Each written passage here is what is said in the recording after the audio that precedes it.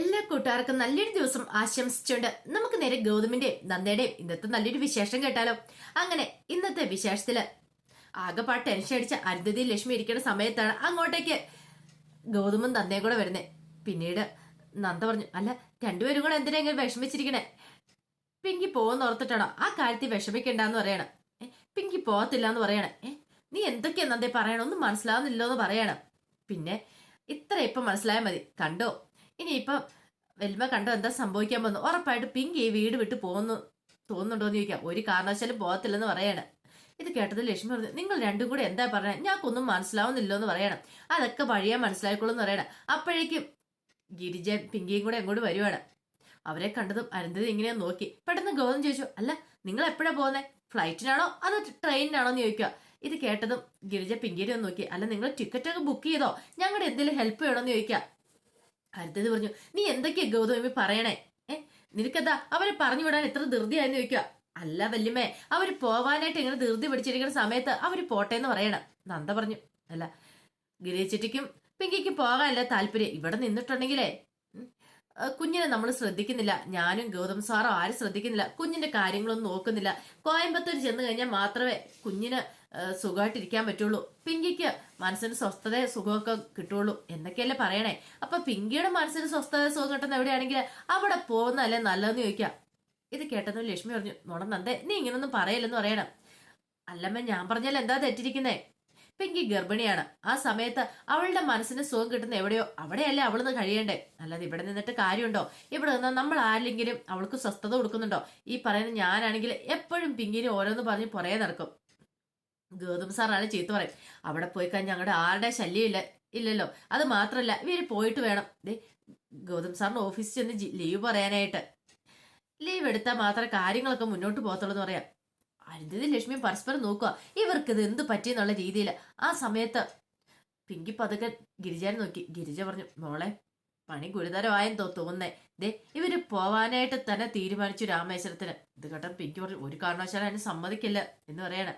ഇത് കേട്ടപ്പോ ഗിരിജ പറഞ്ഞു, നിങ്ങൾ എന്താണ് ഞങ്ങളെ വിടാനായിട്ട് ഇത്ര താല്പര്യം കാണിക്കണമെന്ന് ചോദിക്കാം. അല്ല ഗിരിജ ചിറ്റയാണ് തന്നെയല്ലേ പറഞ്ഞേ പോണോന്ന് പറഞ്ഞത്, അതുകൊണ്ടല്ലേ ഞങ്ങൾ പോയിക്കോളാൻ പറഞ്ഞേ. അത് ഞങ്ങൾ എതിർപ്പൊന്നും പറഞ്ഞില്ലല്ലോ, പോവണ്ടെന്ന് പറഞ്ഞല്ലോ, പിന്നെ പോയാൽ എന്താ കുഴപ്പമിരിക്കണേ? ഇത് കേട്ടതും ഗിരിജ പെട്ടെന്ന്, അല്ല അത് പിന്നെ ഞാനേ അങ്ങോട്ട് വിളിച്ചിട്ടുണ്ടായിരുന്നു കോയമ്പത്തൂർക്ക്. എന്ത് പറ്റി കോയമ്പത്തൂർക്ക് വിളിച്ചിട്ട്? അത് അവിടത്തെ ഫ്ലാറ്റിലെ സെക്യൂരിറ്റിക്കാരനാ പറഞ്ഞ, അവിടെ എല്ലാവർക്കും ഒരു വൈറൽ പനി പടർന്നു പിടിച്ചിരിക്കുക, അതുകൊണ്ട് ഇപ്പൊ അങ്ങോട്ട് ചെല്ലണ്ടെന്ന്. ഓ അങ്ങനെയല്ലേ, കാരണം അവിടെ ചെന്നിട്ടുണ്ടെങ്കിലേ പിങ്കിമോക്കും കുഞ്ഞിനും എന്തെങ്കിലും പറ്റിയിട്ടുണ്ടെങ്കിൽ പനി ബാധിച്ചാലോന്ന് ചോദിക്കും. ഓ അങ്ങനെ വരട്ടെ, അപ്പൊ അതാണ് കാര്യമല്ലേന്ന് ചോദിക്കാം. ഞങ്ങൾ അങ്ങനെ പോക്ക് വേണ്ടെന്ന് വെച്ചെന്ന് പറയണം. എന്നാലും പോവാതിരിക്കണ്ടായിരുന്നു, നിനക്ക് പോകാമെന്ന് പറയണം. ഇത് കേട്ടപ്പോ പിങ്കി തറപ്പിച്ചു പറഞ്ഞു, ഞങ്ങൾ അങ്ങോട്ട് പോകുന്നില്ല ഇപ്പം, അങ്ങനെ നീ ഇപ്പൊ സൂഹിക്കണ്ടെന്ന് പറയണം. ബാ ചിറ്റേന്ന് പറഞ്ഞോണ്ട് ഗിരിജയുടെ കൈയും പിടിച്ചങ്ങോട്ട് പോവാണ്. ഒരു നിമിഷം അരുന്ധതി മൂക്കത്ത് വിരൽ വെച്ച്, ഇത് എന്ത് സംഭവിച്ചേ? എന്നാലും നന്ദമോളെ ഇത് എങ്ങനെ സംഭവിച്ചു? നീ എങ്ങനെ അവരുടെ മനസ്സ് മാറ്റിയെടുത്തെന്ന് ചോദിക്കാം. ഇതൊക്കെ ഒരു തന്ത്രമല്ലേ, രാമേശ്വരൻ തന്ത്രം. ആ തന്ത്രത്തിൽ അവർ വീണു പോയെന്ന് പറയണം. അവർക്കും മനസ്സിലായി നന്ദയുടെ ഗൗതത്തിന്റെ തന്ത്രം വന്നത്. പിന്നീട് സജയൻ രത്നാന്റെ ഫോണിലേക്ക് വിളിക്കുകയാണ്. എന്താ സജയ, എന്താ വിളിച്ചെന്ന് ചോദിക്കാം.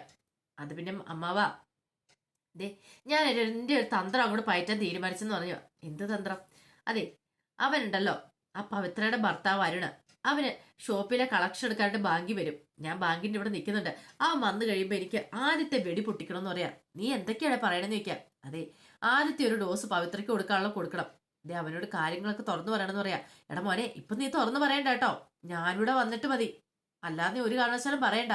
ഞാൻ പറയാം എപ്പൊ പറയണം എന്നുള്ള, ഇപ്പൊ തൽക്കാലത്തേക്ക് നീ ഒന്നും പറയണ്ടെന്ന് പറയാം. എന്നാ ശരി അമ്മാവ, ഞാൻ മറ്റൊന്നും പറയുന്നില്ല, പക്ഷെ ഒരു ഡോസ് കൊടുത്ത് ഞാൻ വെക്കും. ഇത്രയെങ്കിലും ചെയ്യണം, എങ്കിൽ മാത്രമേ നമ്മൾ പറയുന്ന കാര്യങ്ങളൊക്കെ പവിത്ര അനുസരിക്കുള്ളൂ, ഇല്ലെങ്കിൽ അവൾ അനുസരിക്കില്ല എന്ന് പറയണം. ശരി ശരി, പിന്നെ അറിയാലോ മൊത്തം കാര്യങ്ങളൊന്നും തുറന്നു പറയരുത്. ഇല്ല അമ്മാവ, അമ്മാവൻ ധൈര്യമായിട്ടിരിക്കാൻ പറയണം. അങ്ങനെ കോള് കട്ട് ചെയ്ത് നോക്കുമ്പോഴത്തേനും അങ്ങോട്ടേക്ക് അരുൺ വരുന്നുണ്ട്. അപ്പം അരുൺ വന്നു കഴിഞ്ഞപ്പോഴത്തേനും സജയൻ അങ്ങോട്ട് എത്തിച്ചു. എന്നെ മനസ്സിലായെന്ന് ചോദിക്കാം. ഇല്ല ആരാ? നമ്മൾ തമ്മിൽ ആദ്യമായിട്ട് കാണുമായിരിക്കും. എന്റെ പേര് സജയൻ എന്ന് പറയണം. ശരി, അല്ല നിങ്ങൾക്ക് എന്നെ മനസ്സിലായില്ലായിരിക്കും, പക്ഷെ ഇങ്ങനെയുണ്ടല്ലോ നിങ്ങളുടെ ഭാര്യയ്ക്ക് എന്നെ മനസ്സിലാവുമായിരിക്കും, പവിത്രയ്ക്കെന്ന് പറയണം. പവിത്രയ്ക്കോ? അതെങ്ങനെ? നിങ്ങൾക്കല്ലേ അറിയത്തില്ലാത്തുള്ളൂ, പക്ഷെ പവിത്രയോട് പോയിട്ട് നിങ്ങളൊരു കാര്യം പറയണം, സജയൻ എന്നൊരു പേര് പറഞ്ഞാൽ മതി എന്ന് പറയണം.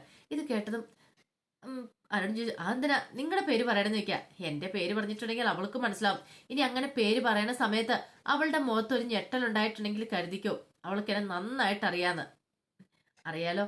അത് മാത്രം നിങ്ങൾ ശ്രദ്ധിച്ചാൽ മതി. എന്റെ പേര് പറഞ്ഞു കഴിയുമ്പോഴത്തേനും അവളുടെ മുഖത്തൊരു പേടിയോ ഞെട്ടൽ എന്തെങ്കിലും ഉണ്ടായിട്ടുണ്ടെങ്കിൽ ഞങ്ങൾ തമ്മിൽ അത്ര പരിചയത്തിലാണെന്ന് നിങ്ങൾ അറിഞ്ഞാൽ മതി എന്നും പറഞ്ഞ് സജയൻ അങ്ങോട്ട് പോവാണ്.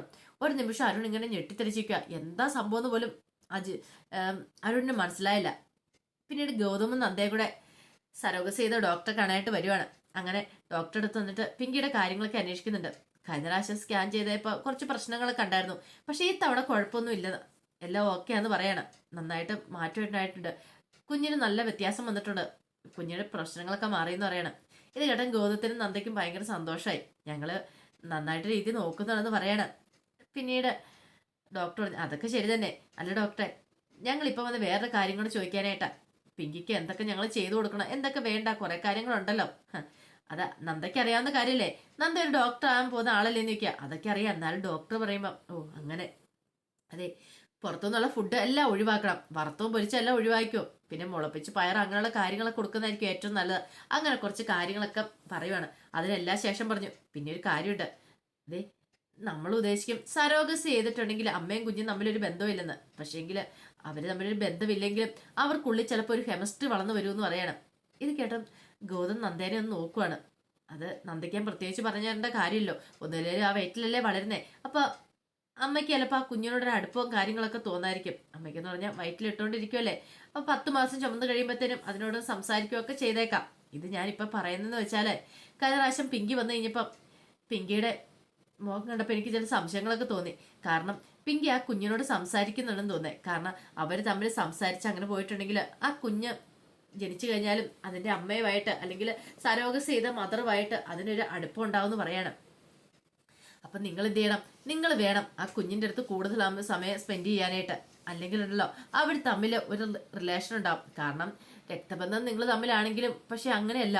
ആ വയറ്റിൽ കിടക്കുന്നതുകൊണ്ട് കൂടുതൽ സമയം ആ കുഞ്ഞുമായിട്ട് പിങ്കി സംസാരിക്കാനൊക്കെ ഇടയായിട്ടുണ്ടെങ്കിൽ അപ്പൊ അതുമായിട്ട് ആ കുഞ്ഞ് അവളുമായിട്ട് കൂടുതൽ അങ്ങോട്ട് പൊരുത്തപ്പെട്ടു പോകും. അതിനേക്കാൾ ഉപരി ഞാൻ പിങ്കിയുടെ മുഖത്തൊരു കാര്യം കണ്ടിട്ടുണ്ടായിരുന്നു. കുഞ്ഞിനെ ഒരിക്കലും അവൾ വിട്ടു കൊടുക്കാൻ തയ്യാറാണെന്ന് എനിക്ക് തോന്നുന്നില്ല. അവൾ സ്വന്തം കുഞ്ഞിനെ പോലെ എന്നെ കരുതുന്നേ. പ്രസവിച്ചു കഴിഞ്ഞാൽ സ്വന്തം കുഞ്ഞായിട്ട് വളർത്താനായിട്ട് അവൾ ആഗ്രഹിക്കുന്ന പോലെ എനിക്ക് തോന്നി. അതൊക്കെ നിങ്ങളോട് ഞാൻ ഇനി മറച്ചു വെച്ചിട്ട് കാര്യമില്ല. അതുകൊണ്ട് ഇപ്പൊ നിങ്ങളോട് തുറന്നു പറഞ്ഞെന്ന് പറയാണ്. ഇത് കേട്ടതും ഗൗതം നന്ദിയൊരു ഞെട്ടുണ്ടായി. അപ്പൊ ഇനി എന്ത് ചെയ്യും ഡോക്ടറെന്ന് ചോദിക്കണം. നിങ്ങൾ കൂടുതൽ സമയം കുഞ്ഞിനടുത്ത് ചെലവഴിക്കണം. നിങ്ങൾ അച്ഛനും അമ്മയല്ലേ. നിങ്ങളുടെ കുഞ്ഞിന്റെ അടുത്ത് കൂടുതൽ സമയം നിങ്ങളാണ് ചെലവഴിക്കേണ്ടേ. നിങ്ങളുടെ ശബ്ദം കേട്ടാണ് അവൻ പുറത്തേക്ക് വരണ്ടേ. അറിയാലോ, നിങ്ങൾ വേണം അവനെ പുറത്തേക്ക് കൊണ്ടുവരുമ്പോ നിങ്ങളുടേതായ രീതിക്ക് കൊണ്ടുവരാനെന്നൊക്കെ പറയാണ്. ഏകദേശം നന്ദയ്ക്ക് കാര്യങ്ങളൊക്കെ മനസ്സിലായി. പിന്നീട് ശരി ഡോക്ടർ എന്ന് പറഞ്ഞ അവർ പോരുവാണ്. അങ്ങനെ വീട്ടിലേക്ക് വരുന്ന സമയത്ത് ഗൗതം ഓഫീസിലേക്ക് ഇറങ്ങി. നന്ദ കോളേജിലൊക്കെ പോയിട്ടാണ് വീട്ടിലേക്ക് വരുന്നത്. അങ്ങനെ വന്നു കഴിഞ്ഞപ്പോൾ തന്നെ പിങ്കി എന്ത് ചെയ്യുന്നുണ്ട്, ആ ഗാർഡനിൽ നിൽക്കുവാണ്. പൂക്കളെയൊക്കെ കാണിച്ച് കുഞ്ഞിനോട് വർത്താനം പറഞ്ഞിരിക്കുക. അതേ വാവേ, ഇതുണ്ടോ നല്ല പൂക്കളുണ്ട് കേട്ടോ അവിടെ. ഇതേ മോൻ ഇങ്ങോട്ട് പുറത്ത് വന്നു കഴിയുമ്പോഴത്തേനും അമ്മ ഈ പൂക്കളൊക്കെ കാണിക്കാട്ടോ. ഇപ്പൊ വാവ ഉറങ്ങുവാണോ എന്നൊക്കെ ചോദിച്ച് സംസാരിച്ചുകൊണ്ടിരിക്കുക. കുറച്ച് സമയം നന്ദ ഇത് കേട്ടോണ്ടിരുന്നു. നന്ദയ്ക്ക് മനസ്സിലായി ഡോക്ടർ പറഞ്ഞ കാര്യങ്ങളെല്ലാം ശരിയാണ്. ഇവള് കുഞ്ഞുമായിട്ട് കൂടുതൽ അടുക്കാനായിട്ട് ശ്രമിച്ചുകൊണ്ടിരിക്കുക. ഇത് അപകടമെന്ന് മനസ്സിലായി. പിന്നീട് നന്ദ പെട്ടെന്ന് അങ്ങോട്ട് ചെല്ലുവാണ്. നന്ദ ചെന്നപ്പോഴത്തേനും പിങ്കി ഒരു നിമിഷം ഒന്ന് പിങ്കി ചോദിച്ചു എന്താ നന്ദേ, നീ തന്നെയുള്ളോ? അല്ല ഗൗതം എന്തെന്ന് ചോദിക്കാണ്. ഗൗതം സാർ ഇപ്പൊ തന്നെ വരുമെന്ന് പറയണം. ശരി എന്ന് പറയാണ്. അതെ, നീ എന്താ കുഞ്ഞിനോട് സംസാരിക്കുവായിരുന്നു ചോദിക്കും. ഞാൻ കുഞ്ഞിനോട് സംസാരിക്കുമായിരുന്നു. അതെ, ഞാനിന്ന് സംസാരിക്കട്ടെ എന്ന് പറയണം. ഓ, നീ ഇപ്പം സംസാരിച്ചാൽ കുഴപ്പമില്ല. ഇപ്പൊ എന്നെ കുഞ്ഞിനറിയാം. ഇപ്പൊ ഞാൻ സംസാരിക്കുമ്പോ കുഞ്ഞിന് എന്നെ തിരിച്ചറിയാൻ പറ്റുന്നുണ്ടെന്നൊക്കെ പിങ്കി പറയാണ്. ഏയ് അങ്ങനെ വരാൻ വഴിയില്ലല്ലോ പിങ്കി നന്ദ പറയാണ്. കാരണം ഞാനും അവനും തമ്മിലാണ് ബ്ലഡ് റിലേഷൻ ഉള്ളത്.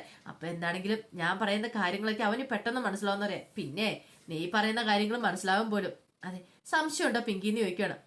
പിന്നെ നീ എന്തൊക്കെ പറഞ്ഞാലും കുഞ്ഞ് പ്രസവിച്ച് കഴിയുമ്പോഴത്തേനും സരോഗസി അല്ലേ ചെയ്ത് കഴിയുമ്പോഴത്തേനും നീ എത്ര കൊഞ്ചിച്ചെന്ന് പറഞ്ഞാലും കുഞ്ഞ് ഞങ്ങളുടേതായിരിക്കും എന്ന് പറയണം. ഇത് കേട്ടതും പിങ്കിയിൽ ഒരു ഞെട്ടലുണ്ടായി. പിങ്കി പെട്ടെന്ന് പറഞ്ഞു എന്തൊക്കെ പറഞ്ഞാലും എന്റെ വയറ്റിൽ കിടക്കുന്ന കുഞ്ഞല്ലേന്ന് ചോദിക്കണം. അതൊക്കെ ശരിയായിരിക്കും, പക്ഷെ ഞങ്ങൾ തമ്മിലാണ് രക്തബന്ധം. എത്രയെന്ന് പറഞ്ഞാലും സ്വന്തം നിന്റെ വയറ്റിൽ കിടന്നാലും സ്വന്തം പെറ്റമ്മേനെ തിരിച്ചറിയാതെ പോകത്തില്ല ആ കുഞ്ഞെന്നൊക്കെ നന്ദ പറയാണ്. പിന്നീട് പിങ്കി പറഞ്ഞു ഓ ആണോ, അന്ന് നമുക്കൊന്ന് കണ്ടറിയാന്ന് പറയണം. പെട്ടെന്ന് നന്ദ എന്ത് ചെയ്യണം, തന്റെ ടെലസ്കോപ്പ് എടുത്ത് പിങ്കിയുടെ വയറ്റിലേക്ക് വെക്കുകയാണ്. വയറ്റിലേക്ക് വെച്ചിട്ട് ഇങ്ങനെ വാവേന്നും പറഞ്ഞ് വിളിക്കുകയാണ്. വാവേന്നും പറഞ്ഞ് വിളിച്ചു കഴിയുമ്പോഴത്തേന് കുഞ്ഞിങ്ങനെ അനങ്ങുവാണ്. കണ്ടില്ലേ പിങ്കി, കുഞ്ഞ് അനങ്ങുന്നില്ലേന്ന് ചോദിക്കുകയാണ്. കുഞ്ഞിന് എന്റെ ശബ്ദം മനസ്സിലാവുന്നുണ്ട്, ഞാനാ അവന്റെ അമ്മയെന്ന് അവൻ തിരിച്ചറിയുന്നുണ്ട്, കാരണം ബ്ലഡിനെ തിരിച്ചറിയുന്ന സമയം എന്നൊക്കെ പറയുവാണ്. ഇത് കേട്ട പിങ്കിക്ക് അങ്ങനെ ഇഷ്ടപ്പെടില്ല. അപ്പോഴാണ് ഗൗതം അങ്ങോട്ട് വരുന്നത്. ഗൗതം വന്നിട്ട് ചെന്താ രണ്ടുപേരും കൂടെ ഇവിടെ. അതെ ഗൗതം സാറേ, ഞാനേ കുഞ്ഞിന്റെ ഒന്ന് കുഞ്ഞുമായിട്ടൊന്ന് സംസാരിക്കുമായിരുന്നു പറയണം. ഇത് കേട്ടതും ഗൗതം പറഞ്ഞു, ആഹാ കൊള്ളാലോ, അങ്ങനെയാണെങ്കിൽ എനിക്കൊന്ന് സംസാരിക്കണമല്ലോ എന്ന് പറയണം. ആ ടെലസ്കോപ്പ് ഇങ്ങ് തരാൻ പറഞ്ഞിട്ട് അത് മേടിച്ചോണ്ട് പിങ്കിയുടെ അടുത്തേക്ക് വന്നപ്പോഴത്തേക്കും പിങ്കി പറഞ്ഞു, അതെ എനിക്ക് ഇച്ചിരി തലവേദനയുണ്ട്, എനിക്കൊന്ന് പോയി കിടക്കണമെന്ന് പറഞ്ഞിട്ട് പെട്ടെന്ന് അങ്ങോട്ട് പോവാണ്. നന്ദയ്ക്കും ഗൗതത്തിനും മനസ്സിലായി പിങ്കിയുടെ അടവാന്നുള്ള കാര്യം. ഒരു കാരണവശാലും ഗൗതമും കൂടെ ഒന്ന് സംസാരിക്കരുത്, കാരണം നന്ദയും ഗൗതമും കൂടെ ഒരുമിച്ച് സംസാരിച്ചിട്ടുണ്ടെങ്കിൽ അച്ഛനും അമ്മയും അവരാന്ന് മനസ്സിലാവുമല്ലോ. അതുകൊണ്ടാണ്, കാരണം പിങ്കി തന്നെ സംസാരിച്ച് അച്ഛൻ വരൂ അങ്ങനെയൊക്കെ പറഞ്ഞുകൊണ്ടിരിക്കുന്നത്. ഗൗതമൻ തന്നെയാണ് കുഴപ്പമില്ലായിരുന്നു പിങ്കിക്ക്, പക്ഷെങ്കിൽ നന്ദയും കൂടെ ഉള്ളതുകൊണ്ട് അവർ രണ്ടുപേരും കൂടെ ഒരുമിച്ച് സംസാരിച്ച് അച്ഛനും അമ്മയും അവരാന്ന് കുഞ്ഞ് മനസ്സിലാക്കുമല്ലോ. ആ ഒരു പേടിയും ടെൻഷനും ആയിരുന്നു പിങ്കിയുടെ ഉള്ളിലുണ്ടായിരുന്നത്. പിന്നീട് വൈകുന്നേരം പവിത്ര മുറിയിലേക്ക് ഒന്ന് ബെഡ്ഷീറ്റൊക്കെ ഉടഞ്ഞു വിളിച്ചുകൊണ്ടിരിക്കുന്ന സമയത്താണ് അരുൺ അങ്ങോട്ടേക്ക് കയറി വരുന്നത്. അരുൺ വന്നിട്ട് 4 കാലം വരുന്നത്, നന്നായിട്ട് മദ്യപിച്ചിട്ടുണ്ടായിരുന്നു. വന്ന് ടീഷർട്ട് ഊരാൻ നോക്കിയിട്ട് അരുണിന് ഊരാൻ പോലും പറ്റുന്നില്ല. പെട്ടെന്ന് പവിത്ര ഇതെന്താ ഇത്രയും കാലമായിട്ട് ടീഷർട്ട് ഊരാൻ പോലും അരുണേട്ടന് അറിയത്തില്ലെന്ന് ചോദിച്ചിട്ട് അങ്ങോട്ട് അടുത്തേക്ക് ചെല്ലുമ്പോഴത്തേനും അരുൺ നിന്ന് ആടുവാണ്. അരുണേട്ട് മദ്യപിച്ചിട്ടുണ്ടെന്ന് ചോദിക്കും. അതെ ഞാൻ മദ്യപിച്ചിട്ടുണ്ട്. എന്താ അരുണേട്ടാ അത്, ഇത്ര നാളും ഇല്ലാത്ത ശീലങ്ങളാണല്ലോ എന്ന് പറയണം. അതെ എനിക്ക് മദ്യപിക്കേണ്ടതായിട്ട് വന്നു. കുടുംബത്തിലിരിക്കുന്ന പെണ്ണുങ്ങൾ നല്ലതല്ലെങ്കിൽ ഭർത്താക്കന്മാർ ഇങ്ങനെയൊക്കെ മദ്യപിക്കുന്നു പറയാം. ഓഹോ, അപ്പൊ കുടുംബത്തിലിരിക്കുന്ന പെണ്ണുങ്ങൾക്കാ കുഴപ്പമില്ലേ? ഇതേ ഇത്ര പാതിരാത്രി വരെ അരുണേട്ടൻ ഷോപ്പിൽ നിന്ന് വരാൻ വേണ്ടി ഞാൻ കാത്തിരിക്കുമായിരുന്നു. എന്നിട്ടോ വന്നു കഴിഞ്ഞിട്ടോ കുടുംബത്തിലിരിക്കുന്ന പെണ്ണുങ്ങൾക്ക് കുഴപ്പമെന്ന് പറയണം. അരുണേട്ടൻ എന്ത് പരിപാടി കാണിച്ചേ, എന്തിനാ കുടിച്ചതെന്ന് ചോദിക്കാം. കുടിച്ചത് എന്തിനാന്നോ ഞാൻ ഇനി പറയണോ അല്ലേന്ന് ചോദിക്കുകയാണ്.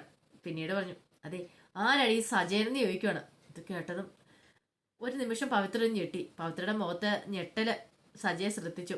കാരണം സജയൻ പറഞ്ഞിട്ടുണ്ടായിരുന്നു എന്റെ പേര് പറയുമ്പോൾ അവൾ ഞെട്ടിയിട്ടുണ്ടെങ്കിൽ അവൾക്ക് എന്നെ നന്നായിട്ട് അറിയാന്ന്. ഇത് കേട്ടതും ആരും ഓഹോ, അപ്പം അയാൾ പറഞ്ഞ കാര്യങ്ങളൊക്കെ ശരിയല്ലേ, അപ്പം ഞാൻ വെറും വിഡ്ഢിയല്ലേ എന്ന് ചോദിച്ചോണ്ട് ആകെപ്പാടെ ടെൻഷനായിട്ട് ആ ബെഡിലേക്ക് പോയി മറിയുവാണ്. എന്ത് ചെയ്യണമെന്ന് അറിയില്ല, ഞെട്ടിത്തെറിച്ച് നിൽക്കുകയാണ് പവിത്ര. അപ്പൊ അതിന്റെ വിശേഷങ്ങളൊക്കെയാണ് കണ്ടത്. ഇതിന്റെ ബാക്കി വിശേഷങ്ങളുമായിട്ട് വൈകുന്നേരത്തെ പ്രമോയി വരാട്ടോ. ഒരിക്കൽ കൂടി എല്ലാവർക്കും നല്ലൊരു ദിവസം ആശംസിച്ചു നിർത്തുന്നു.